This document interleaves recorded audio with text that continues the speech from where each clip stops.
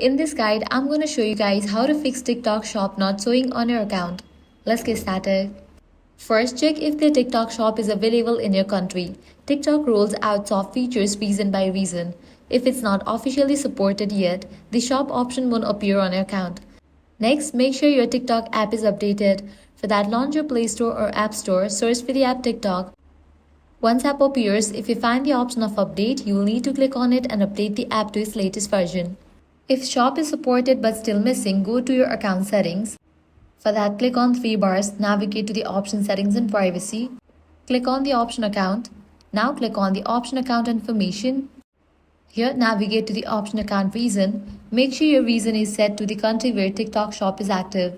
Sometimes switching your language and region to a supported country helps. For example, set language to English and region to UK or US or another shop enabled area. If you're trying to use TikTok shop as a seller, you'll need to register your shop account separately at seller.tiktokglobalshop.com and verify your documents before the option appears. And that's it. These are some fixes for TikTok shop not showing on your account. If this guide helped you out, do not forget to like, share and subscribe. Thanks for watching.